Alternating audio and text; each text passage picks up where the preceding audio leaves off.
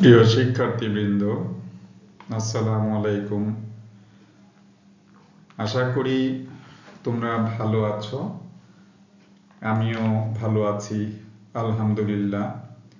আজকে তোমাদের জন্য সম্পূর্ণ নতুন রূপে একটি ভিডিও নিয়ে এসেছি। যদি শুরু থেকে শেষ পর্যন্ত দেখো, তাহলে তোমাদের জীবনে অনেক কাজে লাগবে।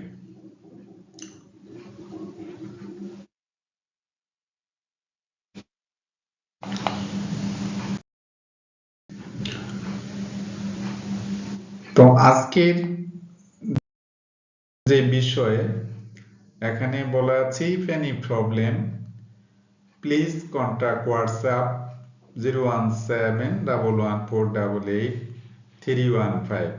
অঙ্কে যদি কোনো প্রবলেম ক্রিয়েট হয় তাহলে এই নাম্বারে তোমরা যোগাযোগ করো। যে কোনো সমস্যার তোমাদের সমাধান করার চেষ্টা করব ইনশাল্লাহ।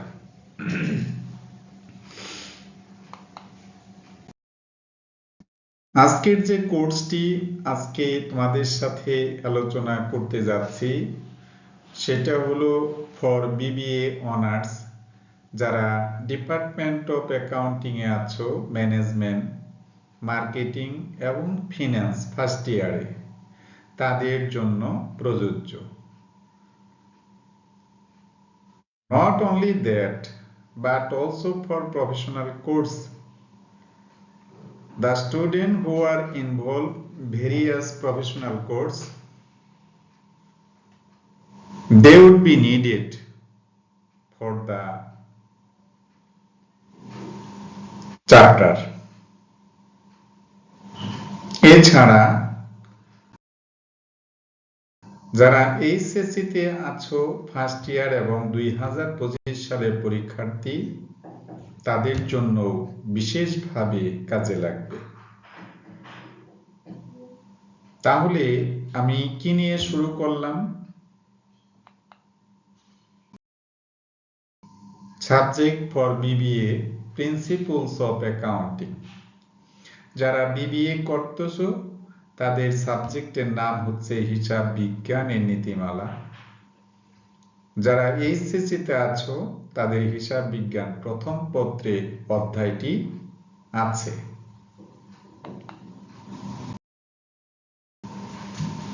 অধ্যায়টির নাম ওয়ার্কশিট, বাংলা হচ্ছে কার্যপত্র। কার্যপত্র এমন একটি ফিনান্সিয়াল স্টেটমেন্ট যেখানে একই সাথে কোনো ফার্মের অথবা ব্যবসায়ী প্রতিষ্ঠানের ইনকামের পরিমাণ অথবা লজের পরিমাণ জানা যায়। এছাড়া একই সাথে যদি ওই ফার্মের বছরের শেষ দিনে একটা আর্থিক বিবরণী প্রস্তুত করি, সেই ক্ষেত্রে কি পরিমাণ সম্পত্তি আছে এবং কি পরিমাণ দায় আছে সেটা সেখান থেকে অতি সহজে দেখা যাবে। আবারও বলছি, কার্যপত্র হচ্ছে কোনো একটি ফার্মের অথবা কোনো একটি ব্যবসায়ী প্রতিষ্ঠানের একই সাথে আর্থিক বিবরণী প্রদর্শনের জন্য অথবা ফিনান্সিয়াল স্টেটমেন্ট প্রস্তুত করার জন্য যার সাহায্য আমরা নেই সেটা হচ্ছে কার্যপত্র। এই কার্যপত্রে একই সাথে কোনো একটা ফার্মের অথবা কোনো একটা প্রতিষ্ঠানের লাভ অথবা লোকসান এর পরিমাণ জানা যায়। এছাড়া সেই ফার্মের বছরের শেষ দিনে কত টাকার সম্পত্তি আছে এবং কত টাকার দায় আছে সেটাও আমরা জানতে পারি। আজকে যেহেতু কার্যপত্রের উপর প্রথম লেকচার, সেই ক্ষেত্রে আমি এমন একটা ম্যাথমেটিক্যাল টার্মস নেব যেটা তোমাদের জন্য খুবই সহজ হবে। আসলে কোনো কঠিন কোনো কিছুতে পৌঁছতে গেলে আমার সহজের উপর দিয়ে যেতে হয়। যদি শুরুতেই আমি হার্ড কোনো একটা ম্যাথমেটিক্যাল টার্মস নিয়ে তোমাদের সাথে আলোচনা করি, তাহলে তোমাদের সেখানে একটা ভয় আসতে পারে যে না, এত কঠিন অঙ্ক করা বোধহয় সম্ভব নয়। এই জন্যে আমি তোমাদের শুরু থেকে শেষ অবধি ক্রমে ক্রমে মানে দুই একটি আইটেম কঠিন নিয়ে আস্তে আস্তে আমি সেটা পর্যালোচনা করব।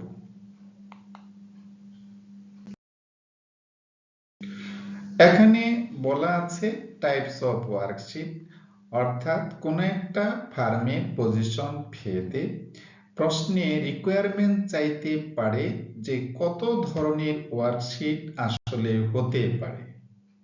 আমরা জানি যে সচরাচর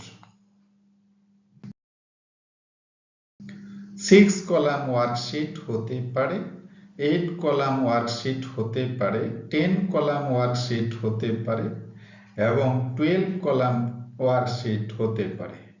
তো 6 কলাম ওয়ার্কশিট মানে হচ্ছে 6 কলামের কার্যপত্র, 8 কলাম ওয়ার্কশিট মানে হচ্ছে 8 কলামের কার্যপত্র, 10 কলাম ওয়ার্কশিট মানে হলো 10 কলামের কার্যপত্র, 12 কলাম ওয়ার্কশিট হচ্ছে 12 কলামের কার্যপত্র। প্রিয় শিক্ষার্থী বৃন্দ, আসলে যে কার্যপত্রে 6টি টোটাল কলাম থাকবে, টাকার 6টি অঙ্ক থাকবে, সেই ওয়ার্কশিটকে আমরা কার্যপত্র বলবো। বাট 6 কলামে কি বললাম যে টাকার কলাম থাকবে 6টি, তাহলে যে পত্রে অথবা যে ওয়ার্কশিটে 6টি টাকার কলাম থাকবে তাকে আমরা 6 কলাম ওয়ার্কশিট বলবো। পরবর্তীতে এই নিয়ে আমি আরো বিস্তারিতভাবে তোমাদের সাথে আছি, ততক্ষণ তোমরা দেখতে থাকো।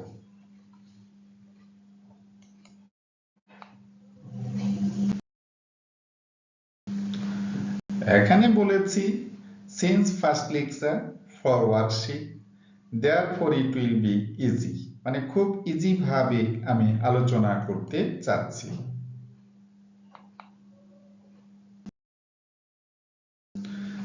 তো 6 কলাম ওয়ার্কশিটের একটা স্পেসিমেন বা নমুনা আমি তোমাদেরকে এখন দেখাবো, তোমরা একটু খেয়াল করো।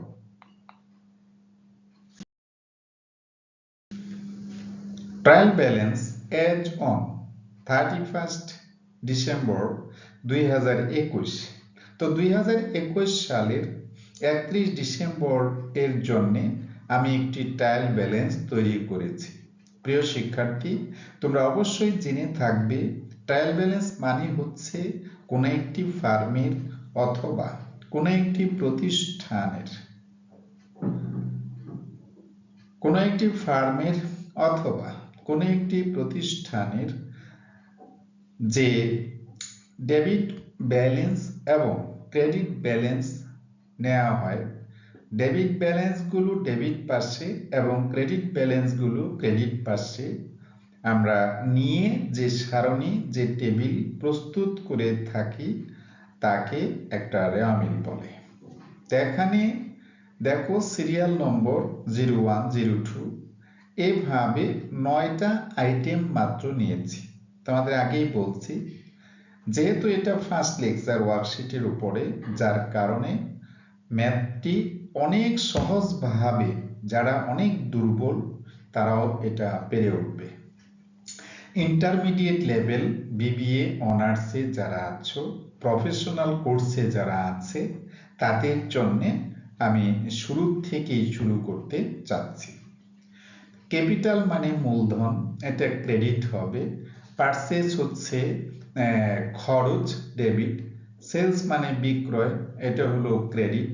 অ্যাকাউন্ট রিসিভেবল, এটা হচ্ছে দেনাদার, ডেবিট। অ্যাকাউন্টস পেয়েবল, এটা হচ্ছে পাওনাদার, ক্রেডিট।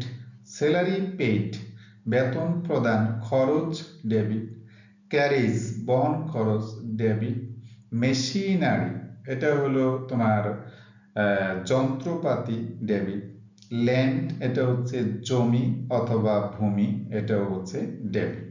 ঠিক আছে, তো আমরা জানি যখন জার্নাল করা হয় তার ডেবিট এবং ক্রেডিট সমান থাকে। জার্নাল থেকে যখন আমরা লেজার করি তখন যে পরিমাণ টাকার ডেবিট থাকে সেটা নিয়ে আমরা ডেবিট ব্যালেন্স করি এবং সমপরিমাণ টাকা দিয়ে ক্রেডিট করি।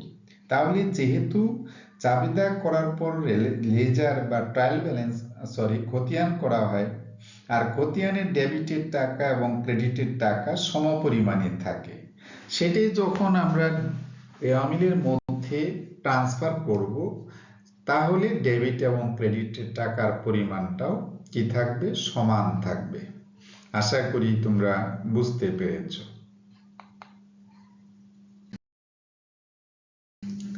তো এখানে টোটাল 2,55,000 টাকা আসছে, এখানে ক্রেডিট পাশেও 2,55,000 টাকা আসছে। দেখেছ, মানে বোথ সাইড আর ইকুয়াল অ্যামাউন্ট, এটি রুলস। রেয়ামিলের দুই পাশে কি হবে, সমান হবে। এখন আমি এই অঙ্কটাকে 6 কলাম ওয়ার্কশিট কিভাবে দেখানো যায় সেটা আমি পরবর্তী পেজে শো করেছি, তোমরা একটু খেয়াল করো প্লিজ। সিরিয়াল নম্বর নিয়েছি ওই 01 থেকে 09 পর্যন্ত।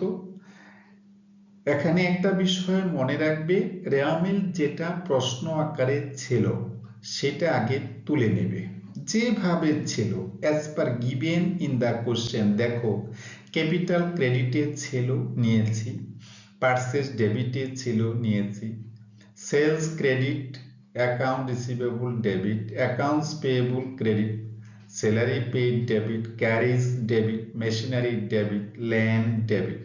ঠিক আছে, এখন এই যে ক্রেডিট আছিল কত, 90, 1.5 লাখ এবং 15, 2,55,000।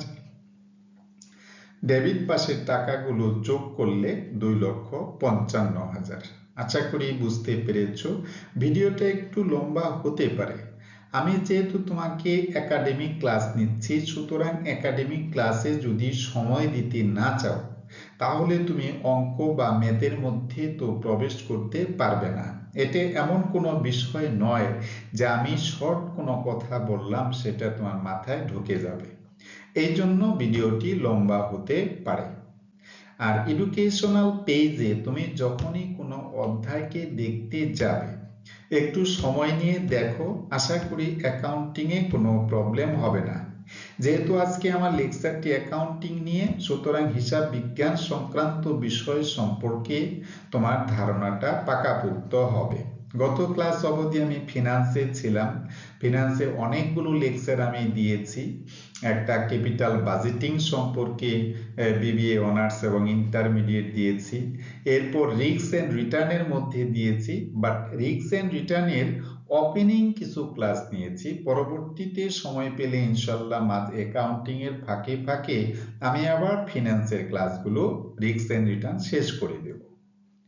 তো একটু খেয়াল করি যে এই যে সিরিয়াল নম্বর যা ছিল প্রথম পেজে, নেম অফ অ্যাকাউন্ট যা ছিল ডেবিটের টাকা ক্রেডিটের টাকা, অর্থাৎ যেভাবে ছিল ঠিক সেভাবে আমি তুলে নিয়েছি। এখন প্রশ্ন হলো, যেহেতু 6 কলাম ওয়ার্কশিট, তো 6 কলাম মানেই আমি তোমাদের কি বলছিলাম, 6টা টাকার কলাম থাকবে। দেখো তো, এই যে একটা ডেবিট টাকা ক্রেডিট টাকা, 2টা কলাম হলো টাকার। এখানে ইনকাম স্টেটমেন্টের ক্ষেত্রে ডেবিটের একটা টাকা ক্রেডিটের একটা টাকা, 4টা কলাম। আর ব্যালেন্স শিটের ক্ষেত্রে এই যে ডেবিট একটা কলাম ক্রেডিট একটা কলাম, তাহলে কি হলো 6টা, 1টা 2টা 3টা 4টা 5টা 6টা। ঠিক আছে, তোমরা একটু দেখো, এই যে আমি যদি এখানে তোমাদেরকে মার্কিং করি, এই হলো একটা কলাম, এই হলো দ্বিতীয় কলাম, এই হলো তৃতীয় কলাম, এই হলো চতুর্থ, এটা হচ্ছে পঞ্চম, আর এটা হচ্ছে ষষ্ঠ। সুতরাং এই তো 6টা কলাম আমার কি হলো টাকার অঙ্ক। যেহেতু টাকার কলাম 6টা আছে এই জন্য এটাকে আমরা 6 কলাম ওয়ার্কশিট বলে থাকি। আশা করি বুঝতে পেরেছ। ঠিক আছে প্রিয় শিক্ষার্থীবৃন্দ, তাহলে 6 কলাম ওয়ার্কশিট মানে হচ্ছে যে আমাদের যেখানে 6টি টাকার কলাম থাকবে তাকে আমরা কি বলবো 6 কলাম ওয়ার্কশিট বলবো। আবার যেখানে ধরো 8টি টাকার কলাম থাকবে তাকে 8 কলাম ওয়ার্কশিট বলবো। তা আমরা যেহেতু 8-এ আসি নেই এই জন্য ওই লেকচারটা আমি আলোচনা আজকে আর করব না। ঠিক আছে, তো আশা করি তোমরা বুঝতে পেরেছ। এখন প্রশ্ন হলো আমি 6 কলামের ওয়ার্কশিটে কিভাবে করেছি। তোমাদের একটু মেজারমেন্ট করতে হবে যে ইনকাম স্টেটমেন্টের ক্ষেত্রে যারা ডেবিট তারা হলো খরচ, ইনকাম স্টেটমেন্টে যারা ক্রেডিট তারা হলো আয়।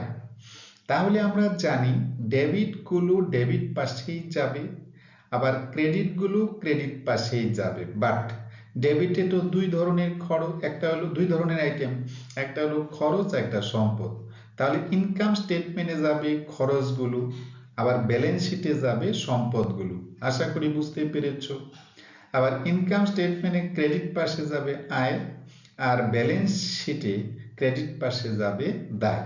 তার মানে ডেবিট আর ক্রেডিটকে যদি আমি সেগ্রিগেশন করতে পারি, আলাদাভাবে বসাতে পারি, তাহলে আমার কোনো প্রবলেম হচ্ছে না। একসাথে তুমি টাকার অঙ্কগুলো বসিয়ে যাবে। দেখো এখানে এই যে ধরে নাও ক্যাপিটালটা, ক্যাপিটালটা কোন পাশে ছিল, এই যে দেখো ক্রেডিট পাশে ছিল। তো ক্যাপিটাল তো দায়, এই যে ব্যালেন্স শিট যে লিখেছি ব্যালেন্স শিটে ক্রেডিট মানেও দায়। আশা করি বুঝতে পেরেছো।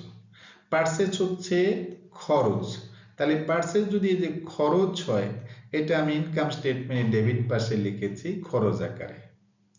আবার সেলসটা দেখো এই যে ইনকাম স্টেটমেন্টে ক্রেডিট, এখানে ইনকাম স্টেটমেন্টে ক্রেডিট দেওয়া মিলেও ক্রেডিট, ইনকাম স্টেটমেন্টে ক্রেডিট।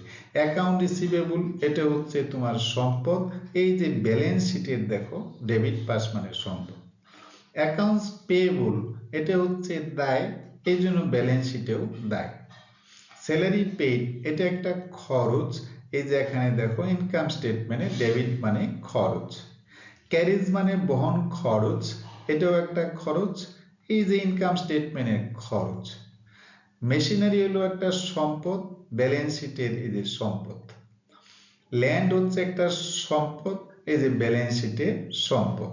ঠিক আছে, এখন প্রশ্ন হলো আমি ইনকাম স্টেটমেন্ট যে করেছি এখানে দেখব কোন পাশে টাকা বড়। আমি দেখতে পাচ্ছি ক্রেডিট পাশে 1.5 লাখ টাকা আছে, তো এই 1.5 লাখ টাকা এখানে লিখলাম, এই 1.5 লাখ টাকাই আবার এই 1.5 লাখ টাকা। ঠিক আছে, এখান থেকে তুমি এই যে 60,000 টাকা, তারপরে 6,000 টাকা, 4,000 টাকা বাদ দাও, 80,000। এই 80,000 টাকা যেহেতু ক্রেডিট পাশে বড়, যার কারণে এটার নাম হলো নেট ইনকাম।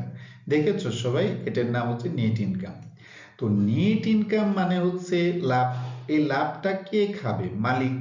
তো মালিকের টাকাকে আমরা কি বলি? ক্রেডিট পাশে মূলধন থাকে, এই যে ক্রেডিট পাশে মূলধন।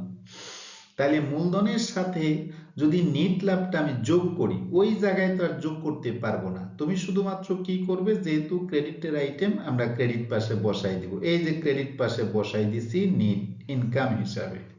আশা করি বুঝতে পেরেছো। এখন এই ডেবিট পাশের টাকা 25,000, 15,000 আর হলো 1,45,000, সবগুলো যোগ করলে 1,85,000। আবার এখানে 90 আর 15 কত হচ্ছে তোমার? 90 আর 1,05,000, 1,05,000 আর 80 কত? 1,85,000। দেখো দুই পাশে মিলে গেছে। এই যে যে ওয়ার্কশিটটা আছে এটার নামই হলো 6 কলাম ওয়ার্কশিট। এর মধ্যে কোনো ধরনের কঠিন আইটেম, কোনো ধরনের কোনো এক্সট্রা আইটেম আমি কিন্তু নেই নাই। তো যেহেতু প্রথম বিষয় বা প্রথম লেকচার, এই জন্যে তোমাদের কাছে কঠিন লাগতে পারে বিধায় আমি সহজ আইটেমটাই কি করেছি, নিয়েছি। আশা করি তোমরা বুঝতে পেরেছো। ঠিক আছে।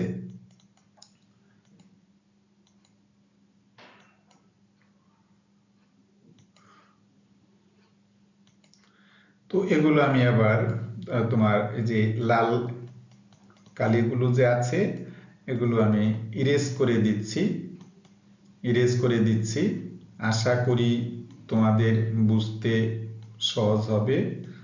এই যে বুঝতে সহজ হবে, কারণ এটা লাল দাগ থাকলে আবার হয়তো তুমি বুঝতে পারবে না। তাহলে তোমরা কি বুঝতে পেরেছো? কেউ কি বুঝতে পেরেছো? কেউ কি কোনো প্রশ্ন আছে তোমাদের? যদি থাকে নিশ্চয়ই আমাকে ইনবক্সে জানাবে যে স্যার আমি এই জায়গাটায় বুঝতে পারি নাই, তাহলে আমি আবারও ট্রাই করব নতুন করে এই বিষয়টাকে উপস্থাপন করার জন্য। ঠিক আছে, তাহলে আমি আবারও যদি বলি 6 কলাম ওয়ার্কশিট মানে হলো 6 কলামের কার্যপত্র। 6 কলামের কার্যপত্র মানে যেখানে 6টি টাকার কলাম থাকবে। রেওয়া মিলের মধ্যে যে তোমার 2টি টাকার কলাম ছিল, ডেবিট কলাম এবং ক্রেডিট কলাম। ইনকাম স্টেটমেন্টে 2টি টাকার কলাম, ডেবিট কলাম এবং ক্রেডিট কলাম। ব্যালেন্স শিটের মধ্যে 2টি টাকার কলাম, একটা হচ্ছে ডেবিট কলাম আর একটা হলো ক্রেডিট কলাম। ঠিক আছে, এই জন্য যেহেতু আমার 6টা টাকার অঙ্ক আছে, এই জন্য এটাকে আমরা নাম দিয়েছি 6 কলাম ওয়ার্কশিট। আশা করি তোমরা বুঝতে পেরেছো।